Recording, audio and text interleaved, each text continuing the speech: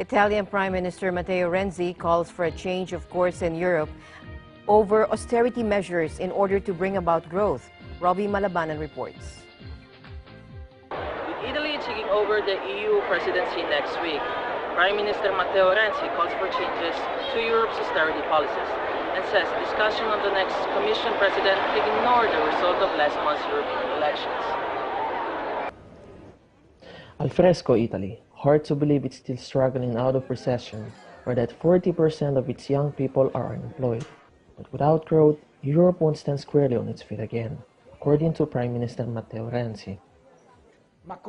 We need to say Europe has to change its path, or there will be no possibility of growth and development, because without reducing the number of unemployed, without being able to create wealth, there will be no stability. We will go to Europe with this spirit.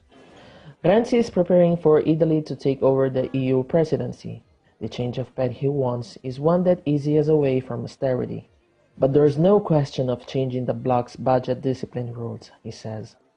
Only of making greater use of existing scope for flexibility, that in exchange for the promise of reform, sorely needed in a country with public debt among the highest in the world.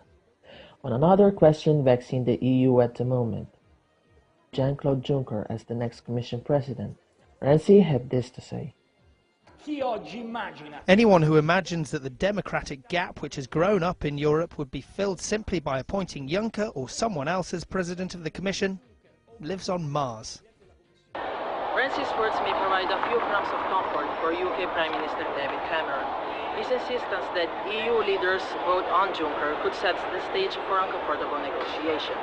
In his latest remarks, Juncker himself dampened any hope of a softening in EU budget deficit rules. It's not the case that the stability pacts will be changed. It's not clear whether his remarks were aimed at Italy. He did add that one of his priorities would be to achieve a fair agreement with the UK. Reporting from Italy, this is Robbie Malabanan for Eagle News International.